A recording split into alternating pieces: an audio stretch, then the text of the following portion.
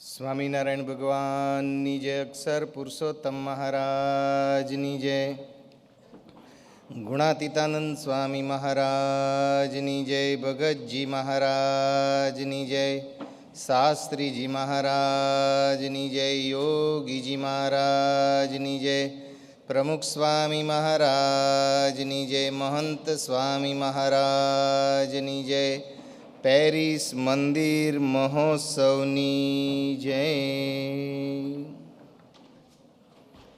સદગુરુ નિષ્કુળાનંદ સ્વામીએ નિષ્કુળાનંદ કાવ્યની અંદર કહ્યું છે કે આ સમાના અવતારની મોટપ મુખે કહેવાતી નથી. નિષ્કુળાનંદ કહે જનને વિચારી જુઓ વિધ વિધથી. ભગવાન સ્વામિનારાયણનો મહિમા કહેતા નિષ્કુળાનંદ સ્વામી કહે છે કે આ સમાના અવતારની મોટપ મુખે કહેવાતી નથી. અનેક અવતાર આગે ધર્યા તે તો પોતાના જન કારણે. નિષ્કુળાનંદ કહે સહજાનંદ પ્રભુ વારી વારી જાય વારણે. કે આગે પૂર્વે જે અવતાર થયા તે તો પોતાના ભક્તો માટે થયા હતા, પણ આ સહજાનંદ સ્વામી પૂર્ણ પુરુષોત્તમ નારાયણ ભગવાન સ્વામિનારાયણનો અવતાર કેવો છે કે પોતાના ભક્તો માટે પોતે વારી ગયા છે. તો આવા પૂર્ણ પુરુષોત્તમ નારાયણ ભગવાન સ્વામિનારાયણની પ્રાપ્તિ એ આપણને થઈ છે. યોગીજી મહારાજ આપણને કહેતા કે પ્રાપ્તિ બહુ મોટી થઈ છે. હવે એ પ્રાપ્તિને આપણે પ્રતીતિની અંદર માણવાની છે. એટલા માટે મહંત સ્વામી મહારાજે આપણને આ વર્ષે આદેશ આપ્યો છે કે નિત્ય રોજ 15 મિનિટ પ્રાપ્તિનો વિચાર કરવો, કે કેવી મોટી પ્રાપ્તિ એ આપણને થઈ છે. ભગવાન સ્વામિનારાયણે ગઢડા મધ્યના 9મા વચનામૃતમાં કહ્યું છે કે પોતાને સાક્ષાત મળ્યું જે ભગવાનનું સ્વરૂપ તેને સદા દિવ્ય સાકાર મૂર્તિ સર્વ અવતારનું કારણ અવતારી એમ માનવું. તો સર્વોપરી સર્વ અવતારના અવતારી એવા ભગવાન સ્વામિનારાયણની પ્રાપ્તિ આપણને થઈ છે.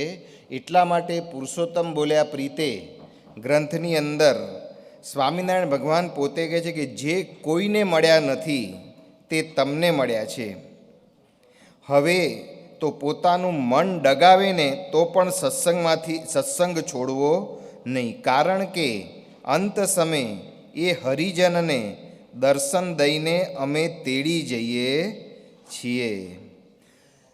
જે કોઈને મળ્યા નથી એ આપણને મળ્યા છે એવું ભગવાન સ્વામિનારાયણ આપણને સમજાવે છે. એટલે મહંત સ્વામી મહારાજ આની ઉપર નિરૂપણ કરતા ઘણી વખત વાત કરે છે કે અનંત કોટી બ્રહ્માંડ છે અને એ બ્રહ્માંડમાં મહારાજે આ બ્રહ્માંડ પસંદ કર્યું, એમાં આ મૃત્યુ લોકની અંદર પધાર્યા અને એમાં આપણને એ મહારાજનો યોગ થયો. પૂર્વે ક્યારે પણ મહારાજ પધાર્યા નહોતા, એ મહારાજ આ લોકની અંદર પધાર્યા. અને વચનામૃતમાં સ્વામિનારાયણ ભગવાન પોતે પ્રથમના 71ના વચનામૃતમાં કહે છે કે ભગવાનનું સ્વરૂપ અક્ષરધામ સહિત પૃથ્વી ઉપર બિરાજમાન છે એમ સમજવું અને બીજાની આગળ પણ એમ વાર્તા. તો ભગવાન સ્વામિનારાયણ પોતાના અક્ષરધામ સહિત આ લોકની અંદર પધાર્યા છે. તો આવા ભગવાન સ્વામિનારાયણના અખંડ ધારક સંત પ્રમુખ સ્વામી મહારાજ અને મહંત સ્વામી મહારાજની પ્રાપ્તિ એ આપણને થઈ છે. ગુણાતીતાનંદ સ્વામીએ એમના 5મા પ્રકરણની 116મી વાતમાં કહ્યું છે કે સત્વગુણમાં એમ વિચાર કરવો કે આ સાધુથી જ મારો મોક્ષ થવાનો છે, માટે ગમે તેટલું દુઃખ થાય તો પણ આ સત્સંગ મૂકવો નહીં. તો આ સત્સંગ, આ ગુરુ, આ ગુણાતીત સંત મહંત સ્વામી મહારાજ એ આપણને મળ્યા છે. આપણા મોક્ષના દાતા છે, આપણા કલ્યાણના કરતા છે એમ સમજી અને આપણે આ સત્સંગ કરવાનો છે. તો આવા ગુરુ મહંત સ્વામી મહારાજને જેમણે રાજી કરેલા છે, 3 ગુરુઓનો જેમણે રાજીપો પ્રાપ્ત કર્યો છે, બ્રહ્મ સ્વરૂપ યોગીજી મહારાજ, બ્રહ્મ સ્વરૂપ પ્રમુખ સ્વામી મહારાજ અને બ્રહ્મ સ્વરૂપ પ્રગટ બ્રહ્મ સ્વરૂપ મહંત સ્વામી મહારાજનો જેમણે રાજીપો પ્રાપ્ત કર્યો છે એવા સદગુરુ સંત પૂજ્ય કોઠારી સ્વામી ભક્તિપ્રિય સ્વામી આજે આપણી સભામાં વિરાજમાન છે.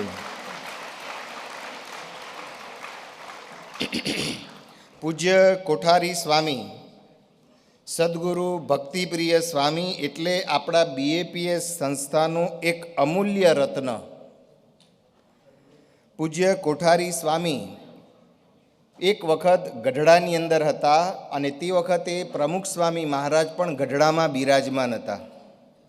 અને તે વખતે 1975ની સાલનો આ પ્રસંગ છે. અને તે વખતે વચનામૃતની નવી પ્રત, નાના કદની પ્રત બહાર પડી હતી.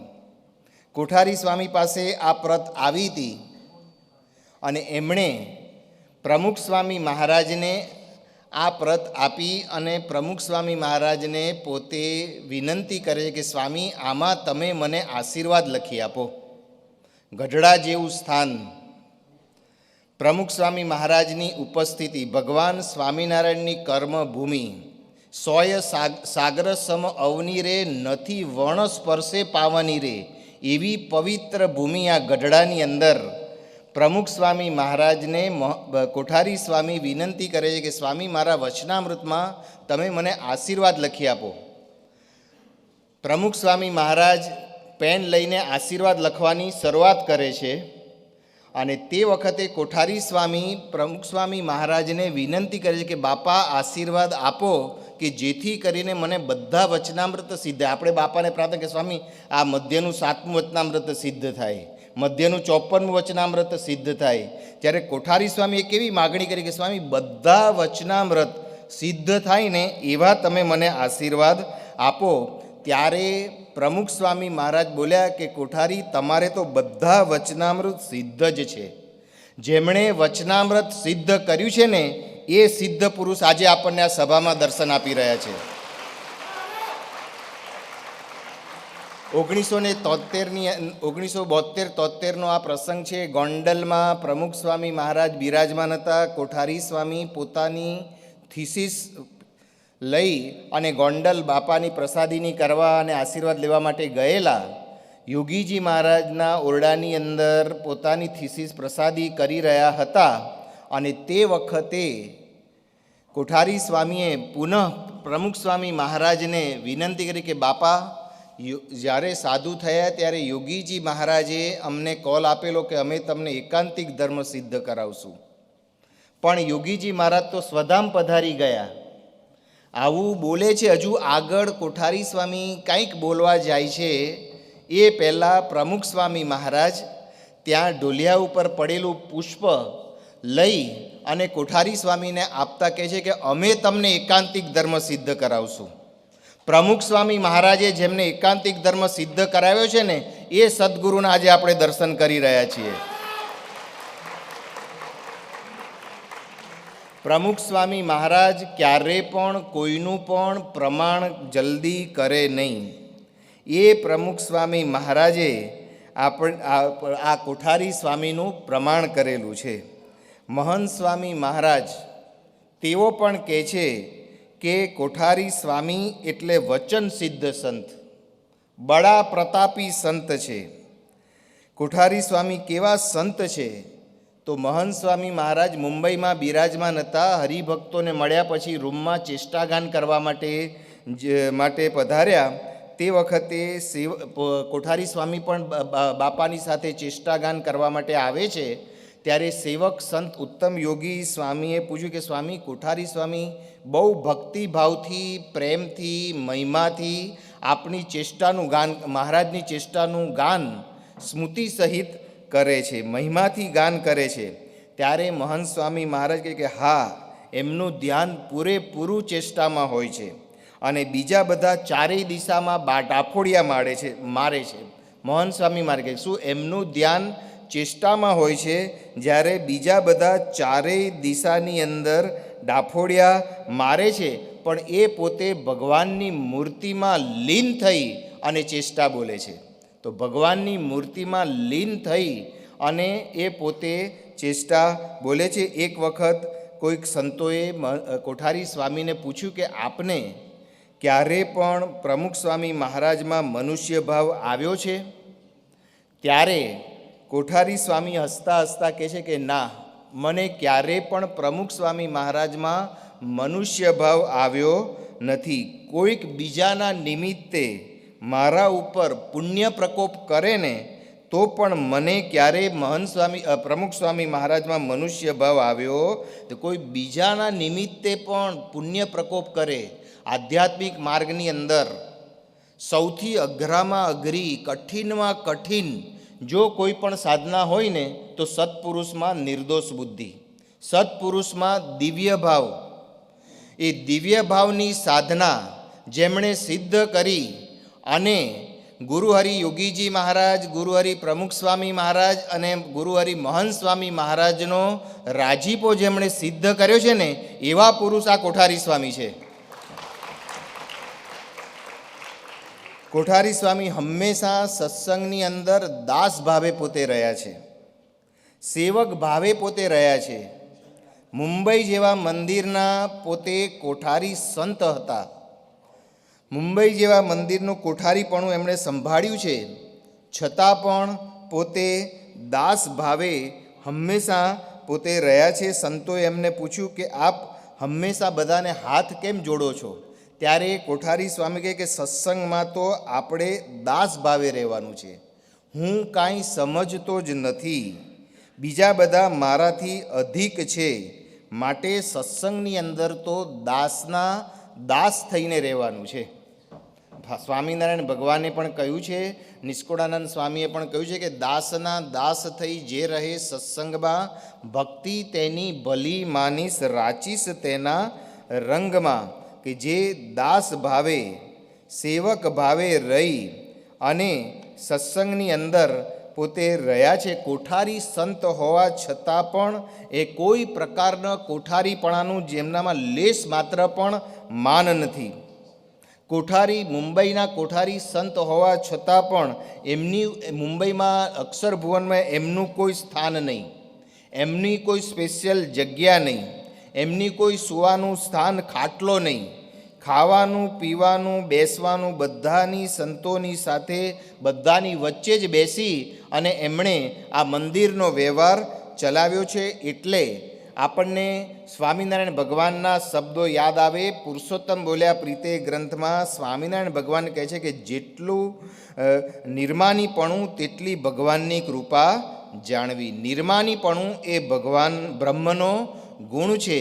તો એ નિર્માનીપણાનો ગુણ ગુરુ પ્રમુખ સ્વામી મહારાજ અને મહંત સ્વામી મહારાજ થકી જેમણે સિદ્ધ કર્યો છે ને એવા સદગુરુ કોઠારી સ્વામીના આપણને દર્શન થઈ રહ્યા છે. વડીલ સદગુરુ સંતો જેમની માટે કહે છે કે કોઠારી સ્વામી કેવા છે, તો એમની એક રહેણી કહેણી છે. વડીલ સંતો 67 વર્ષથી એમના સંપર્કની અંદર છે, પણ બધા જ કહે છે કે એમની એક જ પ્રકારની રહેણી કહેણી છે. વર્તનથી સંસ્થાના આદર્શ કોઠારી તરીકે એમણે સક્કો બેસાડ્યો છે. ગુણાતીતાનંદ સ્વામીની વાતોમાં કહ્યું છે કે મોટા શહેરનું સેવન, અધિકાર અને પ્રસંગ એ જીવને બગાડવાના હેતુ છે. તો આ ત્રણનો યોગ હોવા છતાં પણ કોઈ પણ પ્રકારનો વિકાર, માયાનો વિકાર જેમનામાં અડ્યો નથી ને એવા આ પૂજ્ય કોઠારી સ્વામી છે. એટલે યોગીજી મહારાજે 1970માં આફ્રિકા જતા પહેલાં કોઠારી સ્વામીનું પ્રમાણ કર્યું હતું કે તમારા જેવા કોઠારી મળવા ઘણા દુર્લભ છે. શું કહે છે યોગીજી મહારાજ કે તમારા જેવા કોઠારી મળવા ઘણા દુર્લભ છે. તો 1988ની અંદર પ્રમુખ સ્વામી મહારાજ માંજામાં રાત્રે જમ્યા પછીથી બોલ્યા હતા કે આ કોઠારી કરોડો રૂપિયાનો વ્યવહાર કર્યો પણ કોઠારીને ક્યારેય કોઈ પ્રકારનો ડાઘ લાગ્યો નથી. એમને જેટલા ધન્યવાદ આપીએ ને એટલા ઓછા છે. મુંબઈની અંદર એક વખતે પ્રમુખ સ્વામી મહારાજ બોલેલા કે આ કોઠારી સ્વામી આદર્શ છે, આદર્શ નમૂનો છે. કશી વસ્તુ તેમને અડી નથી, કોઈની સામે જોવાનું નહીં, કોઈનો વાદ લેવાનો નહીં, સદા એક રહેણી કેણી. ગુણાતીતાનંદ સ્વામીની વાતમાં કહ્યું છે કે કોઈ અધિક વર્તતો હોય, નિયમ ધર્મ યુક્ત જેનું જીવન હોય, પણ બીજા નિયમ ધર્મ ન પાડે તો વચને કરીને પણ તેને દુખવે. જ્યારે કોઠારી દુખવે એ મોટી ખોટ છે. તો કોઠારી સ્વામીનું પોતાનું અણિશુદ્ધ વર્તન પણ અન્યની સામે જોવાનું નહીં. કોઈ વાતનો આગ્રહ ક્યારેય કોઈને કરવાનો નહીં, ક્યારેય કોઈની સાથે વાદ વિવાદ કરવાનો નહીં. તો આવા કોઠારી સ્વામી આપણી સભામાં બિરાજમાન છે. કોઈ પ્રકારનો વ્યવહાર એમને અડ્યો નથી. આપણે કહ્યું ને, દેહ ભાવથી પર ગમે તેટલું રાત્રે સૂવામાં મોડું થયું હોય તો પણ સવારે નિયમિત 4:30 વાગે ઉઠવાનું. સાધુ થયા ત્યારથી અત્યારે ક્યારેય પણ એક પણ મંગળા આરતી પોતે ચૂક્યા નથી. એવા પણ મંદિરમાં હોય તો 5 ટાઈમની આરતી પોતે કરે, દરેક ખંડમાં દર્શન કરે, દરેક ખંડમાં પ્રેમથી દંડવટ કરે અને દંડવટ કરે. આરતી પતી ગયા પછીથી નાનામાં નાના સંતને પણ નીચા નમીને ચરણ સ્પર્શ કરીને જય સ્વામિનારાયણ કહે એવા આદર્શ કોઠારી છે આપણા કોઠારી ભક્તિપ્રિય સ્વામી. મંદિરનો વ્યવહાર કર્યો છે. નાનામાં નાના સંતની સાથે એમણે હાથ જોડીને કાર્ય કર્યું છે. આવો મોટો વ્યવહાર કર્યો, મુંબઈ જેવા શહેરનો વ્યવહાર કર્યો. 46 વર્ષ સુધી મુંબઈ મંદિરના કોઠારી સંત તરીકેની એમણે સેવા બજાવી અને પછી પ્રમુખ સ્વામી મહારાજનો એક પત્ર ગયો અને તુરત જ 1 સેકન્ડની અંદર એમણે કોઠારી પદ તરત મૂકી દીધું. આવું નિસ્પૃહી જીવન એમનું હતું. મનથી એમને કોઈ વ્યવહાર અડ્યો નહોતો. કોઈ કોઠારી પદની પ્રતિષ્ઠા એમણે અડી નથી. નવા સંત આવ્યા, એમણે પ્રેમથી આવકાર્યા અને બધું જ એમણે સોંપી દીધું. ત્યારે આપણને પ્રમુખ સ્વામી મહારાજ એમની માટે બોલેલા કે આ કોઠારી છે ને એ 100 ટચનું સોનું છે, પ્યોર ગોલ્ડ છે, 100 ટચનું સોનું. એવા કોઠારી સ્વામી જેના દર્શનથી આપણને શાંતિ થઈ જાય છે. એટલે પ્રમુખ સ્વામી મહારાજ બોલેલા કે અમને વિશ્વાસ છે કે આ કોઠારી ક્યારે પણ એની સ્થિતિમાંથી ડગશે નહીં. તો જેઓ ક્યારે પણ પોતાની સ્થિતિમાંથી ડગ્યા નથી એવો પ્રમુખ સ્વામી મહારાજનો વિશ્વાસ જેણે પ્રાપ્ત કર્યો છે ને, એવા કોઠારી સ્વામીનો લાભ આપણને હજુ પણ 2 અઠવાડિયા મળવાનો છે. તો હવે આપણે વિડીયો દ્વારા કોઠારી સ્વામીના વિશેષ પરિચય પ્રાપ્ત કરીશું.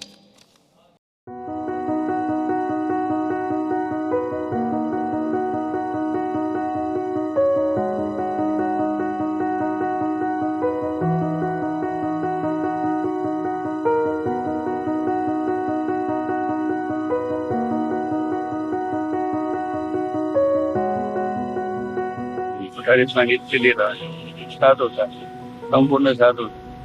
કરોડનો કામ થયું, મંદિરનો વ્યવહાર ચાલે.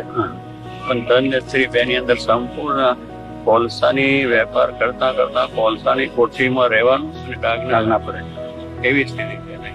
સાધુ હતા, કોઈ કહી જાય બોલી જાય તો હસતા જાય. એટલે મેં સંતો કર્યા છે તેનાથી આજે કેટલો સમાજ થાય છે, સમાજ એવો ભાવ થાય કે એમાં રહીને ચોખ્ખું એવું કરે. પૈસામાં કે બીજામાં એક વસ્તુ અડવાની નહીં, સ્ટોકને અડવાનું નહીં. કોઈ વ્યવહાર બધો થાય પણ બધો નથી.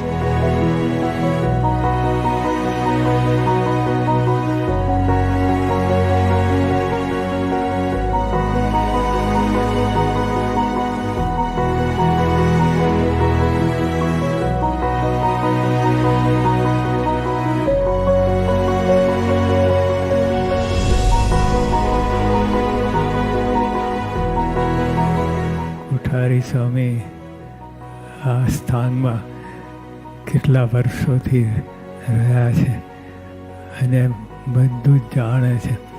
પણ જેને જે રીતે કહેવું હોય એ કે વિશેષ અધિક ન્યૂન કહેતા એ સાધુતાની રીત છે. એક ધારું જીવન અને કાંઈ ફેરફાર નહીં. જમવામાં બીજી બધી રીતે એક સરખું વ્યવસ્થિત રહ્યા. બધાને આશીર્વાદ આપ્યા છે, ફળ્યા છે, સિદ્ધ પુરુષ છે.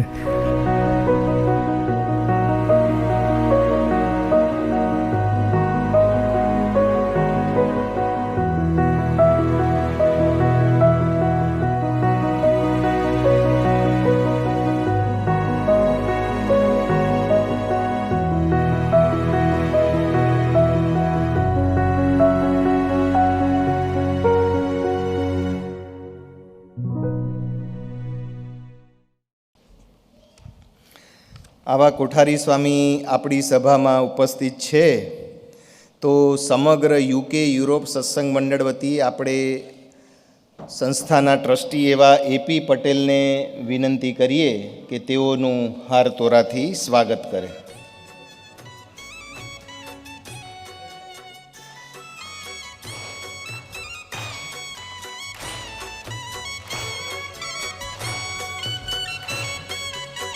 સ્વામિનારાયણ ભગવાનની જય.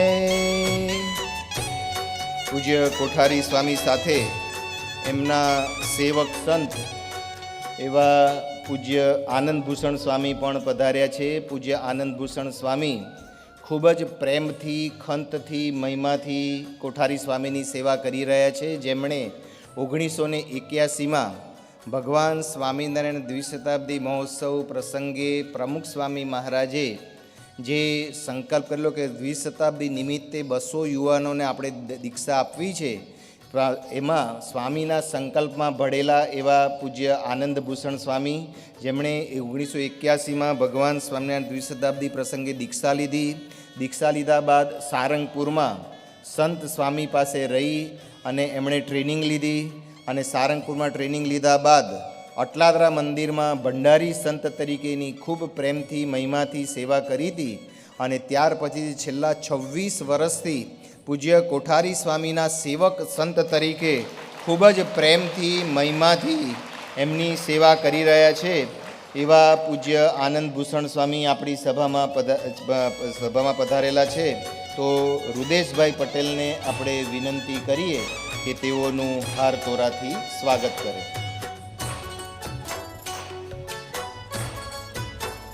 અક્ષર પુરુષોત્તમ મહારાજની જય.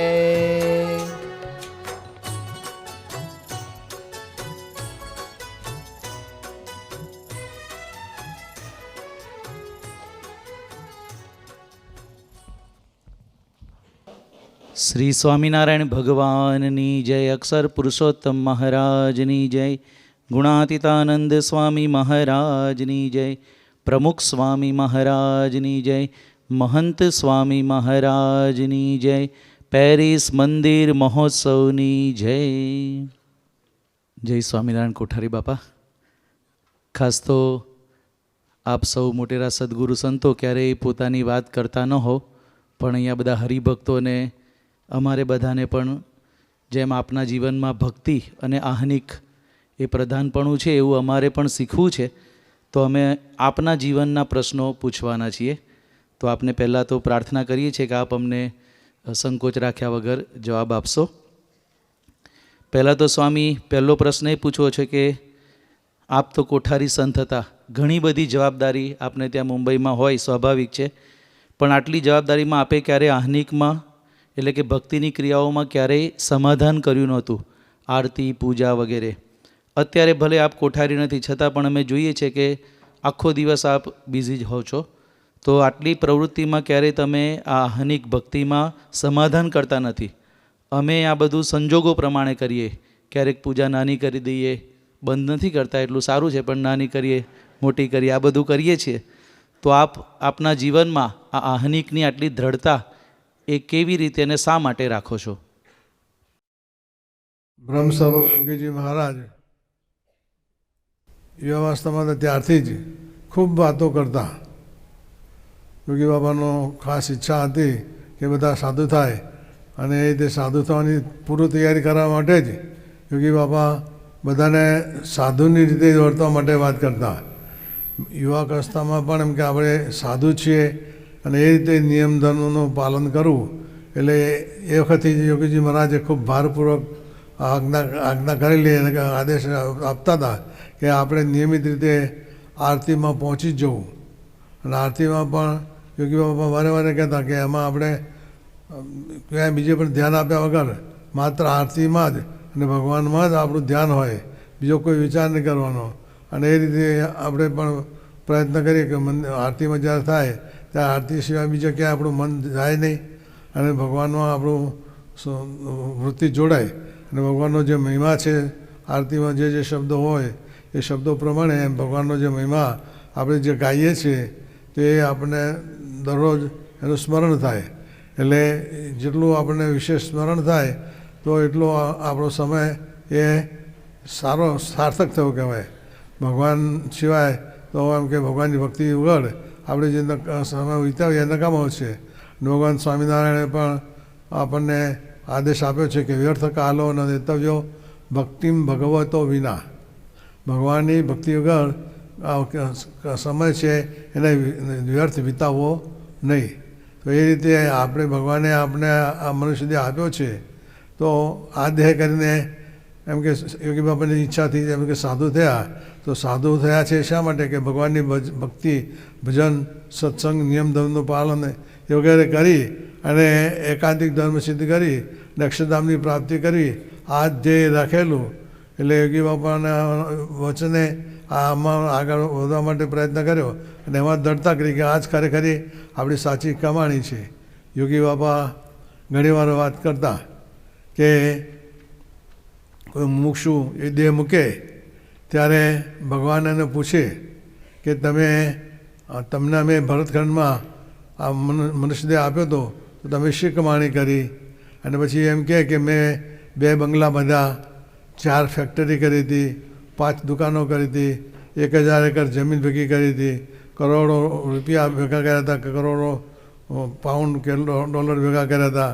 એમ આવી વાત કરે ત્યારે એ વખતે ભગવાન એમને કહે કે એ તો અમારા કહેવા વગર બધા કરે જ છે, એમાં તમે શું કમાણી કરી? એ કમાણી કંઈ તમારી સાથે આવે નહીં. એટલે એ કમાણી તમારી નકામી છે. એના માટે અમે મોકલ્યા નહોતા. અમે તો ભગવાનની ભજન ભક્તિ કરી ભગવાનમાં જોડાવા માટે અને એવી એકાંતિક સ્થિતિ કરવા માટે મોકલ્યા હતા. તો ભગવાન રાજી થાય નહીં. અને પછી બીજા હરિભક્ત મુમુક્ષો ભક્ત એને દેહ મૂક્યો અને એને મહારાજ પૂછે કે તમે શું કમાણી કરી? ને કહે તો મહારાજ આપણી આજ્ઞા પ્રમાણે હું આવી રીતે શિક્ષાપતિ પ્રમાણે મેં નિયમધર્મનું પાલન કરતો હતો, બધા નિયમોનું પાલન કરતો હતો, નિયમિત રીતે મંદિરે જતો હતો, વળી પૂજાપાઠ કરતો હતો, તિલક ચાંદલો કરતો હતો, વચનામાં આના ગ્રંથો બધા એનું વાંચન કરતો હતો, સંતોનો સમાગમ કરતો હતો, એકાદશી કરતો હતો, ધર્માદો આપતો હતો. અને આવી રીતે આવા બધા સમય ઉત્સવનો લાભ લેતો હતો. એ બધી વાત કરે તો મહારાજ યોગી બાબા કહેતા કે શ્રીજી મહારાજ પોતાના આસન ઉપર બેઠા હોય તો ત્યાંથી ઊભા થઈ સામે આવીને ભેટે અને કહે કે જે કમાણી કરવા માટે અમે તમને મોકલ્યા હતા એ તમે કમાણી કરી. અને મહારાજી એટલે યોગી બાપા ખાસ ભારપૂર્વક કહેતા. એટલે એ ઉપર આપણે પણ એમ કે ભગવાનને એવા રાજી થાય અને આપણને ભગવાન ભેટે રાજી, એમનો પ્રસન્નતા પ્રાપ્ત થાય એ હેતુ માટે આપણે જેટલી વધારેમાં વધારે ભક્તિ થાય એટલે કે આવી રીતે આરતીનો, કથાનો, ચેષ્ટાનો એમ જેમાં પણ વધારે ભગવાનમાં વૃત્તિ આપણી રહે એ આ બધા મહારાજે આપણને આયામાં બતાવેલા છે. અને એમાં વધારે આપણે ભગવાનમાં જોડાણ થાય તો એમાં એ પ્રમાણે આગ્રહ રાખ્યો. અને યોગી બાપાની પણ ખાસ ઈચ્છા હતી એટલે એ રીતે આગ્રહ રાખ્યો અને પ્રયત્ન કર્યો તો સહેજે પ્રમાણે વર્તાયું. અને એ રીતે એમાં મોટા પુરુષનો પણ એમાં રાજીપો મળ્યો. ઘણા બધા આહનિક આપે દ્રઢતાથી કર્યા છે. અત્યારે સમય અનુસાર અમુક આહનિકની અમે વિશેષ આપને પ્રશ્નો પૂછવાના છીએ. તો પહેલાં તો કોઠારી બાપા આપ પૂજા કરો છો તો પૂજાની અંદર આપને કેટલો સમય થાય આખી પૂજા કરવામાં? અત્યારે તો કલાક, 1.25 કલાક જેવું થઈ જાય છે. અને કેટલા વાગે આપ જાગી જાઓ અને કેટલા વાગે પૂજા કરતા હો છો? સવારે આપ કેટલા વાગે ઉઠો અને પૂજા કેટલા વાગે કરતા હો છો? એટલે 4:30 ઉઠી અને 6 વાગે મંગળા આરતીમાં જવાય. પછી નીલકંઠ મહારાજનો આરતીને અભિષેક થાય. વળી પછી પાછી પૂજા શરૂ થાય. તો એ પૂજામાં પછી 7:30 આરતી થવાની હોય, શણગાર આરતી, તો એ પહેલાં પૂજા પૂરી થઈ જાય. પછી બાપા પૂજાની અંદર આપ શરૂઆતમાં જે માનસી પૂજા કરો તો તો એ માનસી પૂજામાં આપ શું શું કરો છો? હરિભક્તોને જાણવાની ઈચ્છા છે. એટલે માનસી પૂજામાં તો આ રીતે આપણે જે આદેશ આપેલો સ્વામીએ એ પ્રમાણે એમ કે પહેલાં તો આપણું ધ્યેયનું સ્મરણ કરીએ કે આપણે શું કરવાનું છે. તો એમાં કે મારું સ્વરૂપ આત્મા છે, અક્ષર છે, બ્રહ્મ છે, એને વિશે પરમાત્મા પરબ્રહ્મ પુરુષોત્તમ નારાયણ અખંડ રહ્યા છે. મારું સ્વરૂપ આત્મા છે, તો આત્માને જાત નથી, નાત નથી, સગું નથી, વાલું નથી, ભાઈ નથી, બેન નથી. તો અને આપણા દેહના જે સંબંધી એને 84 લાખની યુનિટ ગણવા. વળી આત્મા છે એ પુરુષ નથી અને સ્ત્રી પણ નથી. આત્મા તો સચ્ચિદાનંદ સ્વરૂપ છે અને ભગવાન એમાં અખંડ રહ્યા છે. તો એ આપણું સ્વરૂપ છે. એ ધ્યેય સદ કરીને પછી પરમ પૂજ્ય મહંત સ્વામી મહારાજ ભગવાન સ્વામિનારાયણ અખંડ ધારક અને ભગવત સ્વરૂપ ભગવાન આ રૂપે આ લોકોમાં પ્રગટ રહે છે. તો મહંત સ્વામી મહારાજ એ પ્રાતઃકાળમાં આપણે દંડવત કરીએ એમને અને એમને પ્રાર્થના કરીએ અને સ્વામી ઉઠે પછી એમનો આપણે ચરણ દબાવીએ. સ્વામી પછી બસ સ્નાન કરવા વધારે, સ્નાન સ્વામીજી કરે, સ્વામીજી સ્નાન વિધિ કરી અને પછી પૂજામાં વધારે. પૂજામાં પણ સ્વામીશ્રી તેઓ તિલક ચાંદલો કરે, ધ્યાન કરે, માળા ફેરવે ત્યારે અક્ષર પુરુષોત્તમ મહારાજની સામે એકી ટસે જોઈને માળા ફેરવતા હોય. પછી ઊભા થઈને આમ કે પેલી માળા ફેરવે અને પહેલાં તો એક પગે ઊભા રહેતા પણ પછી તો ઉંમર થતાં 2 પગે ઊભા રહે. એમ કે માળા ફેરવે અને પછી પ્રદક્ષિણા કરે. પ્રદક્ષિણા કરતા પણ પગલે પગલે સ્વામિનારાયણનું નામ લઈ એને રીતે પ્રદક્ષિણા કરતા હોય, ઠાકોરજીને દંડવત કરતા હોય અને એ રીતે ભગવાનને પ્રાર્થના કરતા હોય. આવી રીતે ભગવાનની પૂજા એ પણ કરે છે. પછી ઉકાળપાણી કરવા બિરાજે છે. તો પોતે ઠાકોરજીને પહેલાં થાળ ધરાવે. ઠાકોરજીને બીજી જે પૂજામાં પણ ઠાકોરજીની અન્ય મૂર્તિઓ હોય એ બધાને પણ થાળ ધરાવે છે. એ રીતે ઠાકોરજીને થાળ ધરાવે છે અને પછી પૂજા શિક્ષાપતિનું વાંચન કરે છે. પછી બધાને જય કહે છે. એ રીતે મહારાજ આ રૂપે આપણે દર્શન દે છે.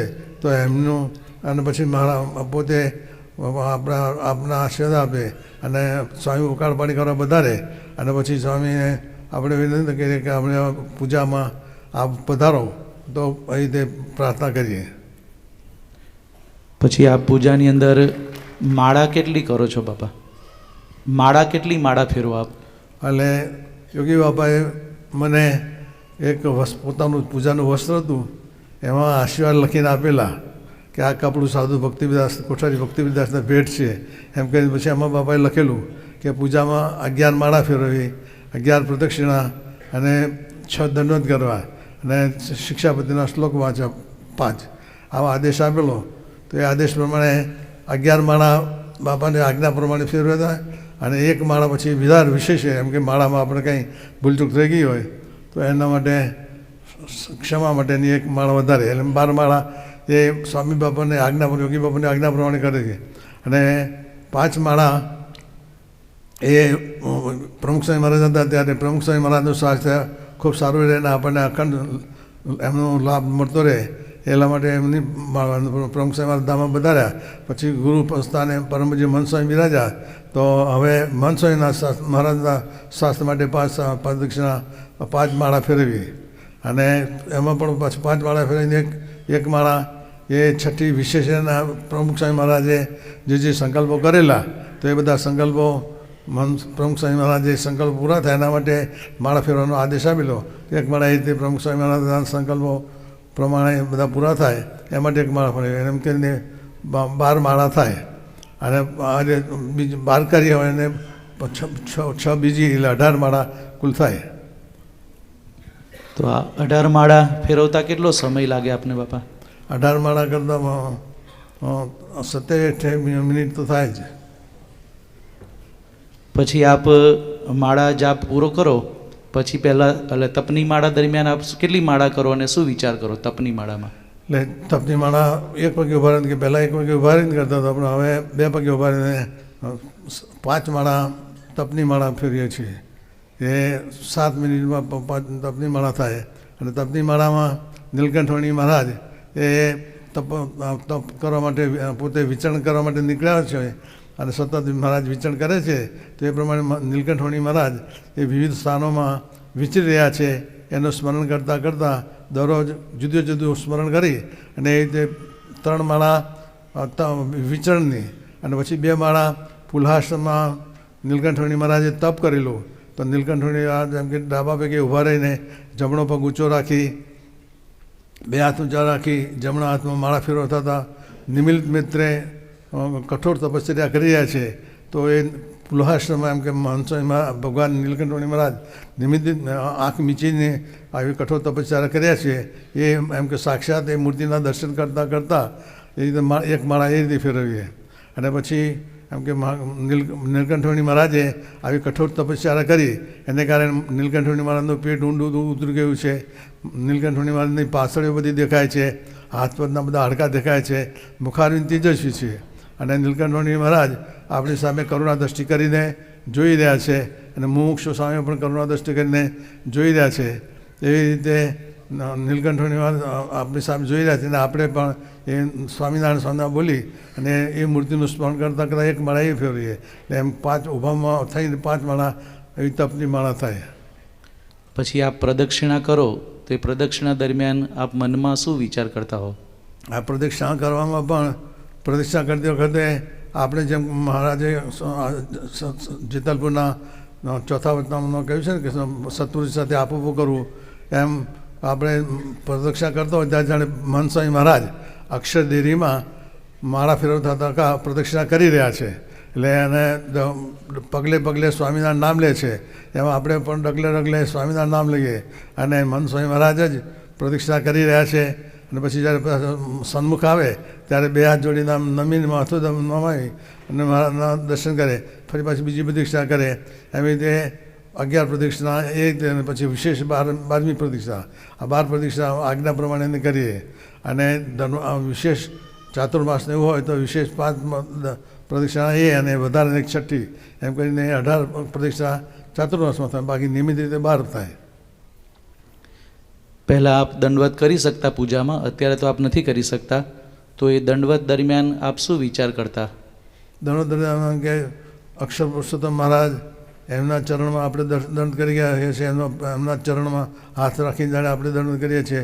મહારાજનું ગુણાત્યાન સ્વામી, ભગતજી મહારાજ, શાસ્ત્રી મહારાજ, યોગીજી મહારાજ, પ્રમુખ સ્વામી મહારાજ અને અત્યારે હાલ મનસ્વામી મહારાજ પ્રમુખ સ્વામી મહારાજ સુધી પ્રદક્ષિણા આપણો દંડ કરતા હતા. મનસ્વામી મહારાજ આજ્ઞા કરી તો દંડ બંધ થયા.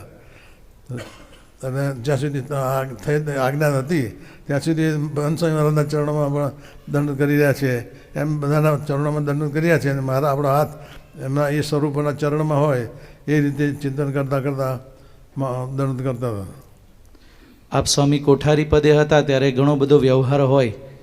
તો પૂજા આપ કરતા હો અને પૂજા દરમિયાન આપને આમ પ્રવૃત્તિના વિચારો આવતા ક્યારેય કંઈક કામ બાકી હોય, કોઈકને મળવાનું હોય એવો? ના, જ્યારે પૂજા કરતા ત્યારે પૂજામાં જ ધ્યાન આપવાનું. કારણ જે સમયે જે પ્રવૃત્તિ કરતા હોય એમાં જ ધ્યાન આપવાનું.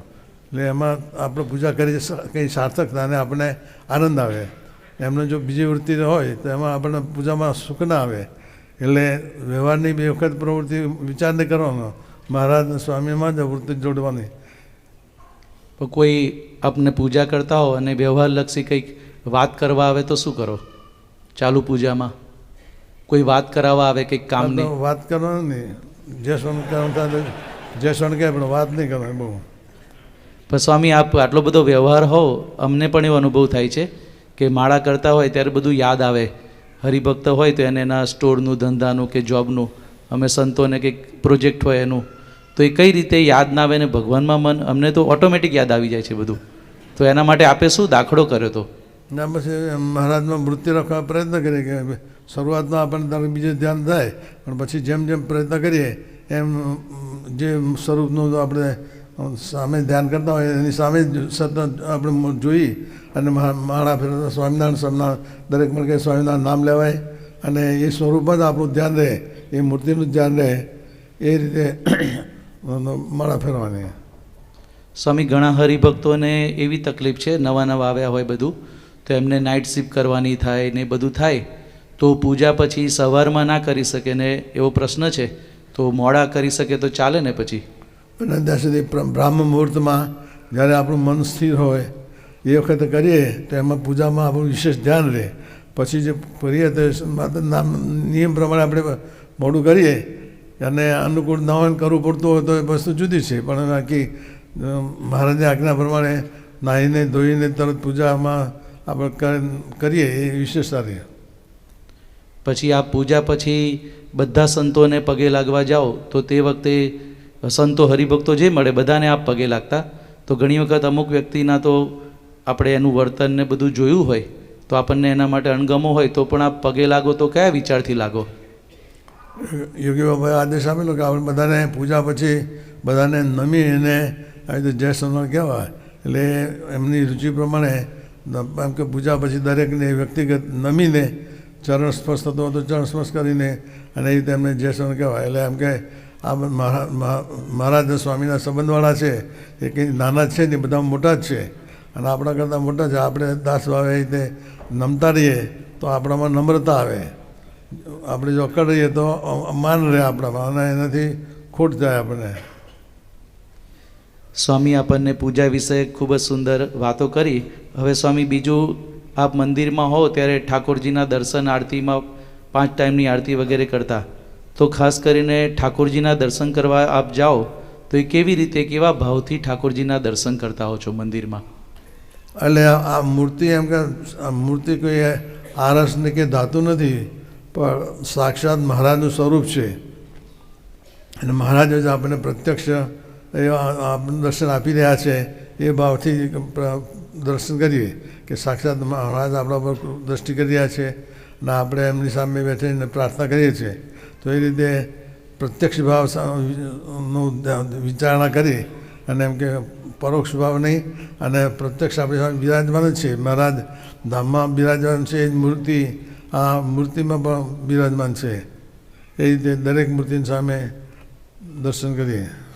પછી આપ મૂર્તિના દર્શન કર્યા હોય વાઘા હાર તોરા વગેરે, તો પછી આપ યાદ રાખો, સ્મૃતિ કરો, એની મનન એવું કંઈ કરતા હો છો? ઠાકોરજીના દર્શન કર્યા હોય તો દિવસ દરમિયાન આપને યાદ રહેતું હોય છે, તો એ કઈ રીતે યાદ રહે છે? એટલે દર્શન કરીએ ત્યારે સ્થિર મન રાખી અને શ્રીજી મહારાજે કેવું પાક ધારણ કરી છે, કયા રંગની, કેવી પ્રકારની, પછી મહારાજે કેવો જામો ધારણ કર્યો છે, કેવો પાયજામો ધારણ કર્યો છે, કેવા હાર પહેર્યા છે, કેવા ખેસ પહેર્યા છે, કેવી ઉપરણી ઓઢી છે, એનું ખાસ બારીકાઈથી કરીએ. એટલે બીજે દિવસે પણ પૂજામાં શ્રીજી મહારાજની સામે આપણે જોઈને માળા ફેરવતા હોઈએ ત્યારે શ્રીજી મહારાજે એ જે ગઈકાલે વાઘા જે આપણે ધારણ કરેલા જે દર્શન કર્યા હોય એ સ્મૃતિ સાથે એવા વાઘા મહારાજે ધારણ કર્યા છે ને આપણને સામે દર્શન આપી રહ્યા છે એવો વિચારથી. એટલે સ્મૃતિ રહે, યાદ રહે, એટલા માટે ખાસ ધ્યાનપૂર્વક કરવાનું. અને પછી બીજે દિવસ પાછું એ યાદ આવે આપણને કે આવા આ રંગના, પીળા રંગના કે આવી રીતે વાદળી રંગના. પછી સ્વામી આપ મૂર્તિના દર્શન મુંબઈની અંદર તો વિશેષ આપ કરો છો, તો સંતોનું એવું કહેવું છે કે આપને મુંબઈના ઘનશ્યામ મહારાજની મૂર્તિમાં કે મહારાજની મૂર્તિમાં વિશેષ આમ લાગણી ને પ્રેમ હોય એવો અનુભવ બધા સંતોને પણ થાય છે. તો ભગવાનની મૂર્તિ છે પણ આ મૂર્તિની અંદર આવી લાગણી અને જોડાણ એ કેવી રીતે આપે કર્યું?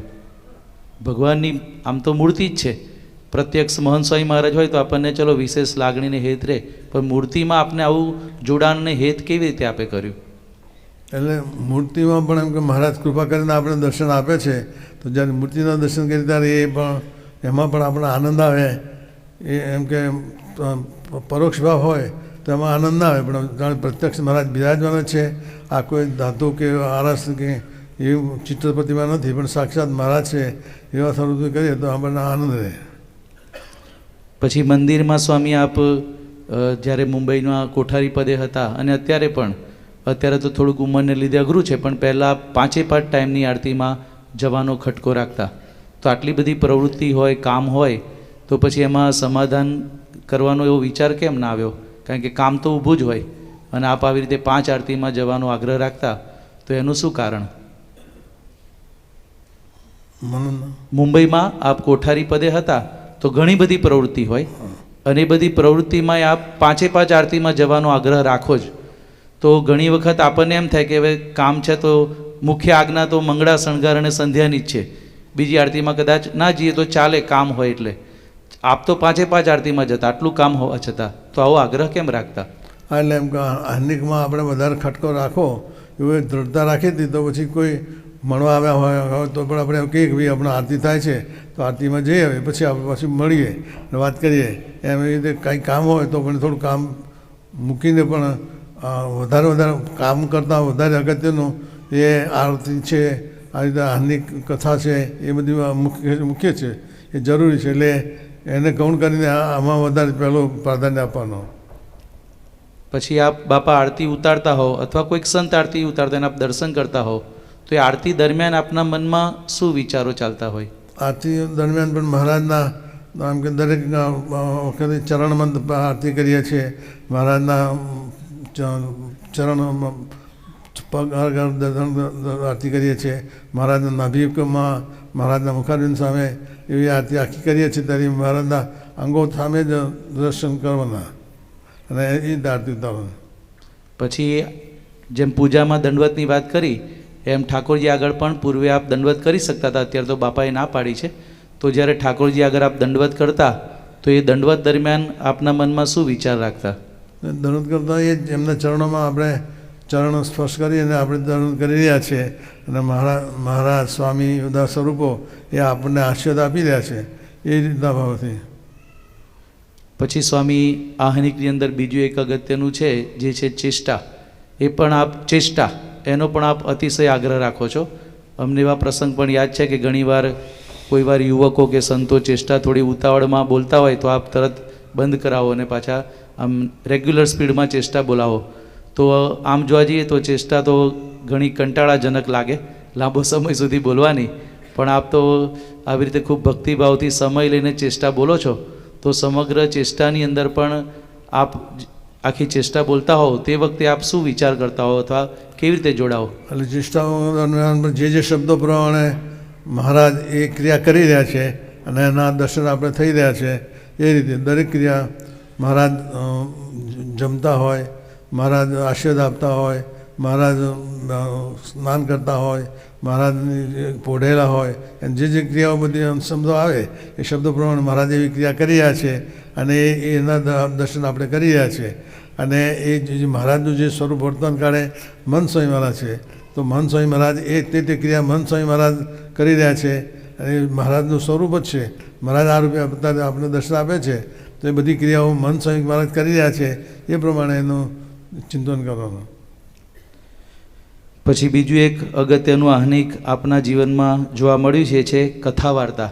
તો સ્વામી આપ દરેક કથા વાર્તામાં સમયસર પહોંચી જાઓ છો. અત્યારે પણ આપણે જોયું કે રવિ સભાનો સમય થયો તો આપ એકદમ સમયસર આવી ગયા. ત્યાં મુંબઈમાં પણ સવારની કથા હોય કે રવિવારની સભા હોય, આપનું પ્રવચન ન હોય છતાં પણ આપ સભામાં પહોંચી જતા હોવ છો અને કથા વાર્તામાં નોંધ પણ કરો છો. તો સ્વામી આપની તો આવી સ્થિતિ થઈ ગઈ છે, તો હવે એટલો આગ્રહ રાખવાનું કારણ શું છે? એટલે યોગી બાબાના જો આજ્ઞા હતી એટલે એ આજ્ઞા એ કોઈ થોડા સમય માટે નહીં, દેહના અંત સુધી એ આજ્ઞા છે એમ સમજીને એ યોગી બાબા વારે કહેતા કે રવિવારની સભામાં 25,000 રૂપિયાનો નફો થતો હોય તો એ જતો કરીને પણ રવિ સભામાં અચૂક પહોંચવું અને સમયસર પહોંચવું. યોગી બાબા આ પણ ભારપૂર્વક કહેતા કે 5 વાગે શરૂ થાય તો 5 વાગે આપણે ત્યાં હાજર જ હોઈએ, મોડું નહીં કરવાનું. મોડું જઈને મોડા જઈને એમ કે સંતોષ માનીએ કે રવિવારની સભા કરી, એમ નહીં, ટાઈમસર પહોંચીએ અને સમયસર પાછું જે કંઈ કથા વાર્તા થતી હોય એમાં આપણે ધ્યાન આપીએ અને એ રીતે કરીએ તો જ આપણે ખરેખર આજ્ઞા પડી કહેવાય. માત્ર નામ પૂરું થોડો સમય જઈએ અને આપણે સંતોષ માનીએ કે આપણે આજ્ઞા પાડીએ એવું નહીં. અને જે કથા વાર્તા થાય છે એ આપણા જીવના હિત માટે છે, એમાંથી આપણને બળ મળે, પ્રેરણા મળે, મહિમા વિશેષ દ્રઢ સમજાતો જાય. એટલે એ રીતે એમાં આપણા માટે લાભદાયક છે અને આજ્ઞા છે મોટા પુરુષની, એટલે સમયસર પહોંચી જવાનો માટે આગ્રહ રાખીએ. પણ સ્વામી આપ કથામાં જાઓ તો ઘણીવાર તો આગળનું પ્રવચન કોઈક યુવક કરતા હોય, હરિભક્ત કરતા હોય, તો આપ તો સંત છો અને આવા મોટા સદગુરુ સંત છો અને યુવક કે હરિભક્ત કથા કરતા હોય તો છતાં પણ આપ એનો સાંભળો તો એમાં કેવો વિચાર રાખો? વિચારે કે એનો જે મહિમા ગાય છે યશીજી મહારાજનો, આવા ગુણાતીત સત્પુરુષોનો અને આવા ભક્તોનો મહિમા ગાવાય છે. એટલે કોઈ પણ ગાતા હોય તો યોગી બાપા ખાસ ભારપૂર્વક કહેતા કે આવી રીતે મહારાજનો મહિમા કહેતા હોય તો મહારાજનું સ્મરણ થાય. એમ જેનો મહિમા કહેતા ત્યારે બધાનું આપણું સ્મરણ થાય અને એ મહિમા આપણામાં વધારે દ્રઢ થાય. જેમ જેટલું વધારે મહિમા આપણે જાણતા હોઈએ પણ પાછું જેમ સાંભળતા જઈએ એમ એની વધારે દ્રઢતા થાય. એટલે જીવમાં બરાબર જડબેસલા બેસે. એટલે એમાં વાત આપણે પ્રેમપૂર્વક વાત સાંભળવાની. ઉપેક્ષા કોઈ નાના હોય મોટા હોય જે કોઈ વાત કરે પણ એમાં કહ્યું કે બાલાદભી સુભાષિતમ ગ્રાહ્યમ, એ જે કહ્યું છે એ પ્રમાણે કે નાના હોય પણ એમાંથી ભગવાન ક્યારે બોલી જાય તો એવો સારો આદેશ, એવી સારી પ્રેરણા એ પણ એમના આપણામાંથી મળે. એટલે દરેકની વાતનો પ્રેમ અને વાત કંઈ પોતાની તો કરતા નથી, મહારાજની સ્વામીની એની મહિમાની વાતો કરતા હોય. એટલે કોઈ પણ કરે તો મહારાજ યોગી બાબા કહેતા ને કે વચનામત વંચાય ત્યારે સમજવું કે મહારાજ આપણે વાતો કરી રહ્યા છે, સ્વામીની વાતો વંચાય ત્યારે સ્વામી ગુણાત્યાન સ્વામી વાતો કરી રહ્યા છે એવા ભાવથી આપણે સાંભળીએ. હરિભક્તો સ્વામી અમુક મંદિરોમાં કે પરાસભાઓમાં સંતો ના જઈ શકતા હોય ને હરિભક્ત કથા કરતા હોય તો ભેગા રહેતા હોય એટલે એકબીજાના સ્વભાવ દોષો જાણતા હોય અને એવા હરિભક્ત કથા કરે તો તે વખતે મનમાં આમ એવો ભાવ ના થાય તો શું વિચાર રાખવો? એ જો વાત જે થાય છે કોની થાય છે? ભગવાન સ્વામિનારાયણની નવા ગુણાતીત સંત પરંપરાની શાસ્ત્રી મહારાજ, યોગીજી મહારાજ, પ્રમુખ સ્વામી મહારાજ, મહંત સ્વામી મહારાજની આ જ વાતો થાય છે. એટલે વાતો કરનાર ગમે તે હોય, એ હરિભક્ત હોય કે સંત હોય કે પાર્ષદ હોય કે કોઈ પણ હોય, પણ આપણે તો મહારાજનો મહિમા સાંભળવાનો છે અને એ સાંભળીએ તો જે અને એ પોતાનું વ્યક્તિગત જીવન ભલે ગમે તે હોય પણ એમના મુખેથી આ જે વાત નીકળે છે એ તો ભગવાનની વાત છે અને એવી આપણે પ્રેરણા મળે એવી વાતો છે. એટલે આપણે એમાંથી લાભ લઈ લેવાનો. આપણે એમની બીજા વર્તન સામે નહીં જોવાનું કે પોતે કંઈ વર્તન નથી કરતા, એ મોટી વાતો કરે છે. આપણે તો વાત સાંભળીને એમાંથી જે આપણે ગ્રહણ કરવા યોગ્ય હોય એ ગ્રહણ કરવાની. પછી બાપા અમે એવું પણ જોયું છે કે આપ કથા વાર્તા દરમિયાન લખતા પણ હો છો, નોંધ કરતા હો છો. એટલે પ્રમુખ સ્વામી મહારાજનું કે યોગી બાબા પ્રમુખ સાહેબ કે મહંત સ્વામી મહારાજનું લખતા હતા, પછી તો નથી લખતા.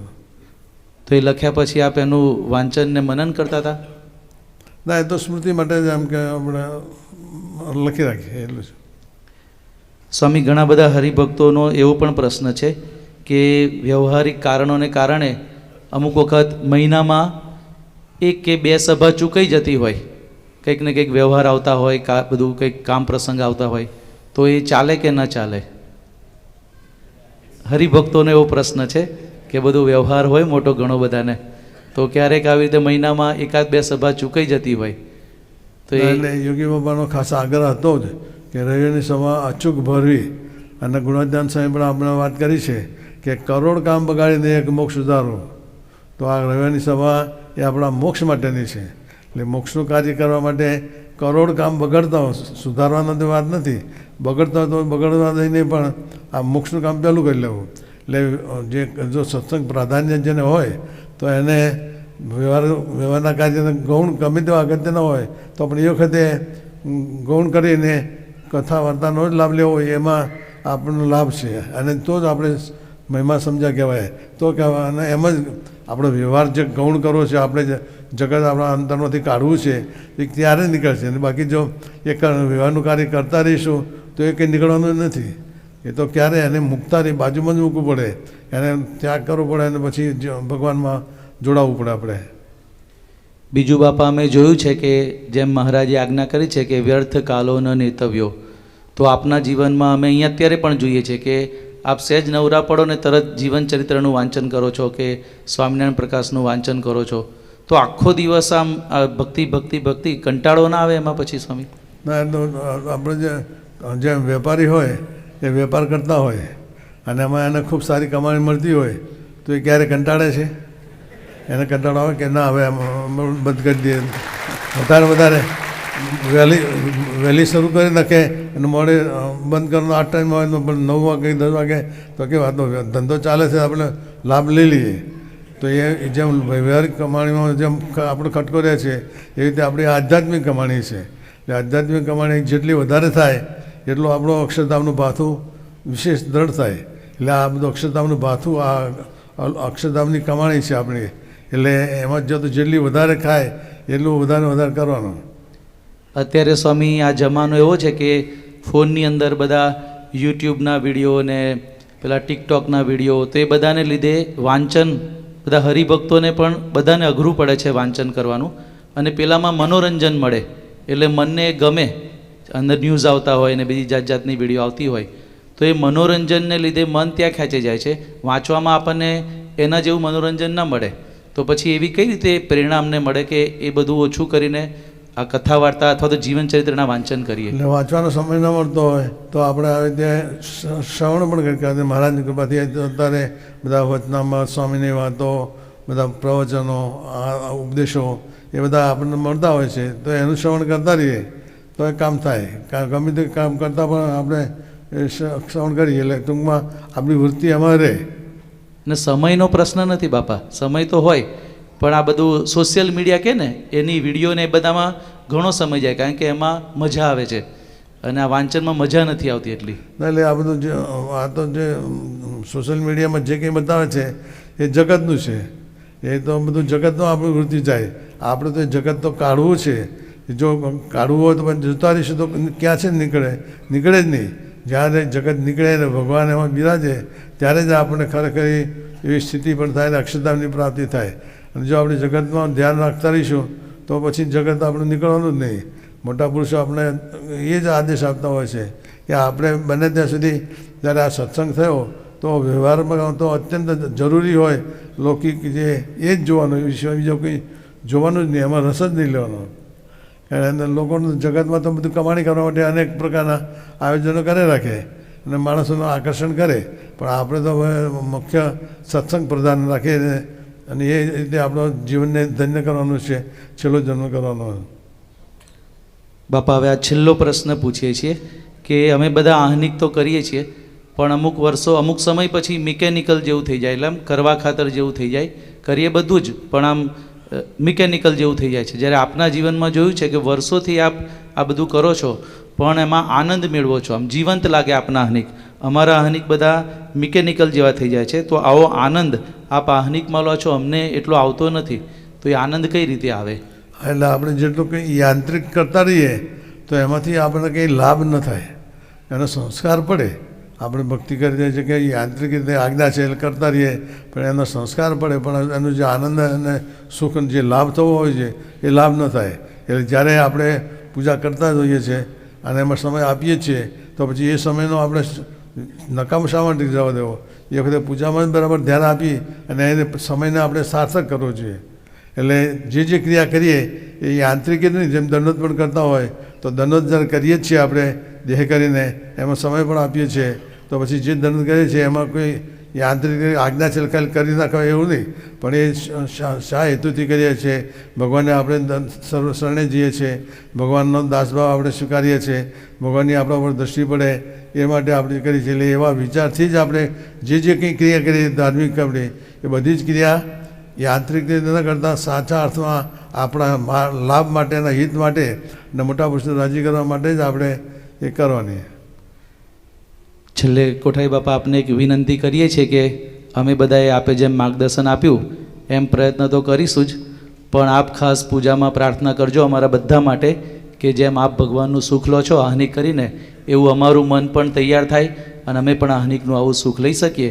તો આપણે ફરીથી પૂજ્ય કોઠારી બાપાનો ખૂબ ખૂબ આભાર માનીએ કે આપણને આવી એમની જે ભક્તિ પ્રધાન જીવન છે એ જે રીતે આહ્નિક કરે છે એની સુંદર વાતો કરી, તો આપણે પણ આવું જીવન જીવી અને મહંત સ્વામી મહારાજનો રાજીપો મેળવી શકીએ.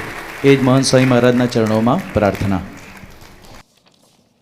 ટૂંક સમયમાં આપણે આરતીમાં જોડાશું તે પહેલાં એક અગત્યની જાહેરાત અત્યારે આપણે સાંભળી રહ્યા છીએ. કદાચ સંસ્થામાં સૌ પ્રથમ વખત આ જાહેરાત થતી હશે, કારણ કે આવતીકાલે તમામ રવિ સભામાં આ જાહેરાત થનાર છે, પણ આજે પૂજ્ય કોઠારી સાંઈની હાજરીમાં આપણે આ જાહેરાત કરીએ છીએ. પરમ પૂજ્ય મહંત સાંઈ મહારાજની રુચિ કે પ્રાપ્તિનો વિચાર, એ તો ઘણી વખત આપણે આ વાત સાંભળીએ છીએ, પણ એ માટે પણ મહંત સાંઈ મહારાજ આ રુચિ દરેક સમજે એ પ્રમાણે પોતાનું જીવન બનાવે એ માટે પણ આ રીતે વિશિષ્ટ આયોજને પોતે કરાવી રહ્યા છે. આપણને ખ્યાલ છે કે થોડા સમય પહેલાં જ પ્રાપ્તિના વિચારનું આખું મહત્ત્વ આખું એક ગુણાતીત સત્ર પરમ પૂજ્ય મહંત સ્વામી મહારાજના માર્ગદર્શન હેઠળ આ રીતે એ થયું હતું. તો એ સત્ર પછી જ મહંત સ્વામી મહારાજે આયોજક જે બધા સંતો હતા એમને એક પત્ર લખ્યો હતો. આપણને વંચાય છે, સ્ક્રીન ઉપર આપણને દેખાય છે. મહંત સ્વામી મહારાજ પોતે પોતાના હસ્તાક્ષરમાં લખે છે, પ્રાપ્તિની વાત ભૂલાઈ ન જાય અને કાયમ તાજી રહે. સ્વામીશ્રી અંડરલાઈન કરે છે, તે માટે દરેક આરતી પહેલાં થોડોક સમય પ્રાપ્તિનો વિચાર થાય અને પછી મહિમા સાથે આરતીનું ગાન થાય. તે જ રીતે રવિ સભા, પરાસભા, મીટિંગો, ઘર સભાઓ, સંત સભા વગેરેમાં થાય. એટલે જ્યારે જ્યારે આરતી થાય એ વખતે આ રીતે મહંત સ્વામી મહારાજે આ આજ્ઞા કરી છે. તો આપણે પણ સૌએ આ આરતીના વિધિના ભાગ રૂપે જ આ પ્રથમ પ્રાપ્તિનું નિધિધ્યાસન કરીને મહિમા સાથે આપણે આ આરતીમાં આપણે જોડાવાનું છે. તો દરેક આરતી પહેલાં there will be a special audio. A audio આજે જ આપણે સાંભળશું આરતી પહેલાં. એટલે સવારે આપણે આરતી કરીએ અને સાંજે આપણે આરતી કરીએ એ પહેલાં મહંત સ્વામી મહારાજની રુચિ મુજબ આ શ્રવણ કરીને પછી આપણે સૌ આરતીમાં જોડાઈએ. અને આપણે જે કહ્યું કે દરેક મંદિરો, શિખરબદ્ધ મંદિર હોય, હરિમંદિર હોય, ઘર સભા હોય, આપણી અઠવાડિક સભા હોય, પણ દરેક આપણે આરતી કરતા હોઈએ એની પહેલાં આપણે એ પ્રાપ્તિનો વિચાર કરીએ એવી મહંત સ્વામી મહારાજની આ રીતે રુચિ છે. એટલે આજથી જ આપણે આ શરૂ કરીએ છીએ. અક્ષર પુષ્પરામ મહારાજ પણ એ પધાર્યા છે. ટૂંક સમયમાં આપણે આરતીમાં જોડાશું. પરમ પૂજ્ય કોઠારી સ્વામી એ પ્રથમ આરતી ઉતારશે. તો આપણે સૌ હરિભક્ત અત્યારે આ આંખો મીચીને આ ઓડિયો શ્રવણ કરતાં કરતાં આ નિધિધ્યાસનમાં આપણે જોડાઈએ અને ત્યાર પછી મહિમા અને પ્રાપ્તિના આનંદની અનુભૂતિ સાથે આપણે સૌ આરતીનું ગાન કરીએ. આ ઓડિયો આપણને ક્યાંથી પ્રાપ્ત થશે? તો અક્ષર અમૃતમ એપ આપણું છે અને આપણી વેબસાઇટ પણ છે baps.org. એમાંથી પણ આપણને ટૂંક સમયમાં આ ઓડિયો ટ્રેકનું પણ આ રીતે એ પ્રાપ્ત થશે. તો હવે આપણે સૌ પ્રથમ આ નિધિધ્યાસન કરીને આપણે અક્ષર પુરુષોત્તમ મહારાજની આરતીમાં જોડાશું.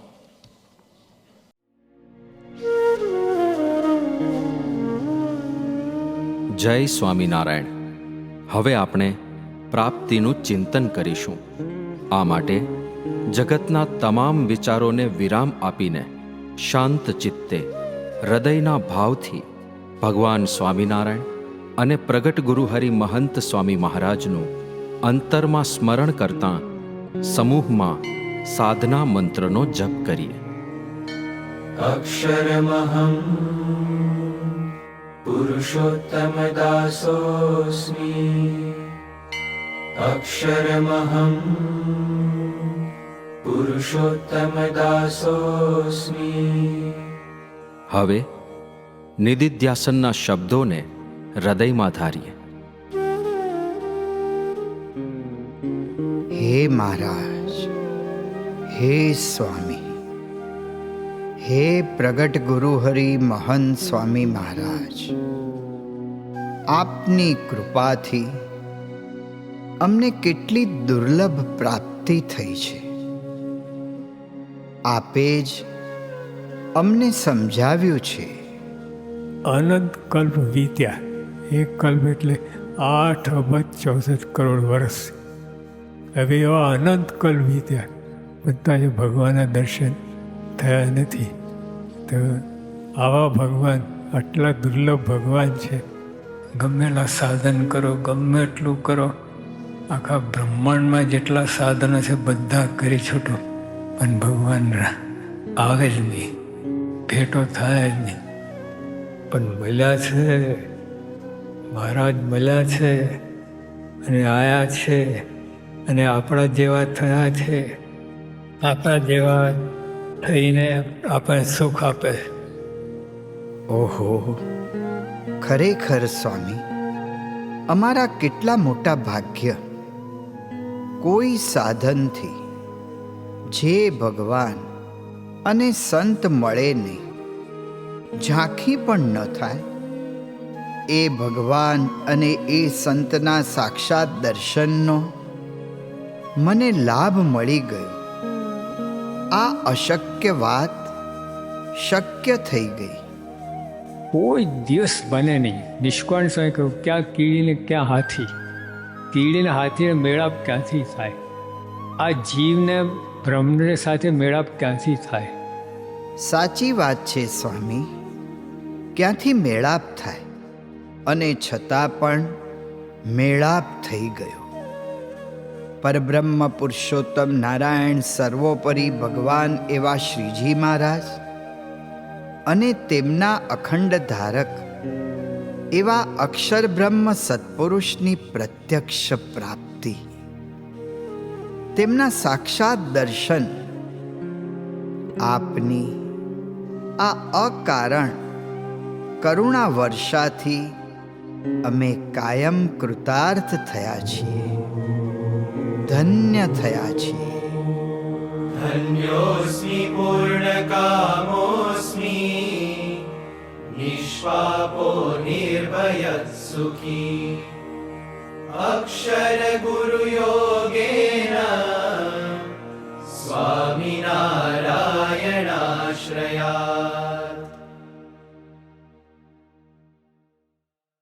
श्री स्वामिनारायण भगवाननी जय.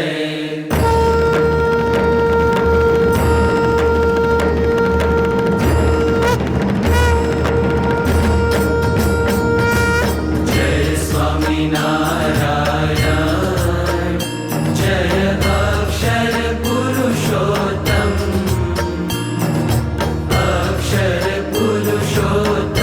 जय अक्षर पुरुषोत्तम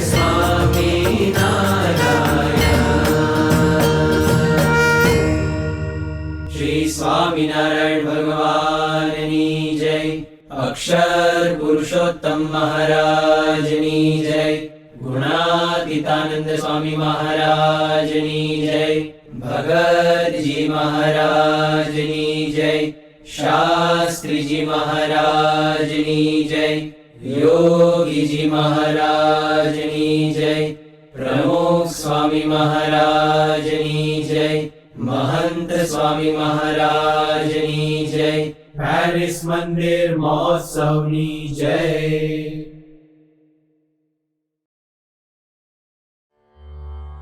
गुणातीतं गुरुं प्राप्य ब्रह्मरूपं निजात्मनः विभाव्य दासभावेन स्वामिनारायणं भजे। श्रीहरिं साक्षरं सर्वदेवेश्वरं भक्तिधर्मात्मजं दिव्यरूपं परं शान्तिदं मुक्तिदं कामदं कारणं स्वामिनारायणं नीलकण्ठं भजे। श्रीहरिं